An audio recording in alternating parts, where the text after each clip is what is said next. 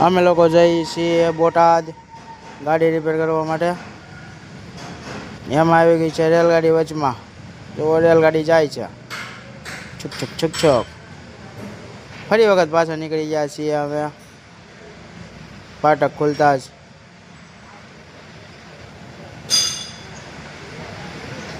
આ છું હું, મને તો ઓળખતા જ હશો તમે.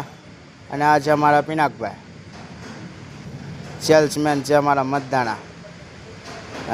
હવે આવશે કાંગળી, કાંગળી પછી આવશે વલભીપુર, ને વલભીપુર પછી આવશે બોટાદ. આ અમે પીધી છે અયોધ્યાપુરમની ચા. આ અયોધ્યાપુરમની હોટલ. જો આ લીકેજ છે બસમાં, એર લીકેજ હતો. અહીંયા પણ લીકેજ હતો, એ અમે ઠીક કરી દીધું છે. અહીંયા બરોબર કરી નાખ્યું છે.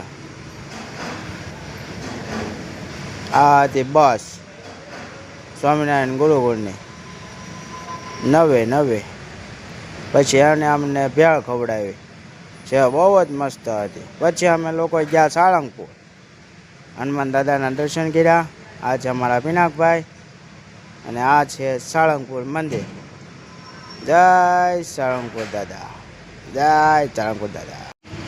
કામ પૂરું થયા બાદ અમે ગયા છીએ સાળંગપુર. જો હું અને પિનાકભાઈ સાળંગપુર ગયા છીએ.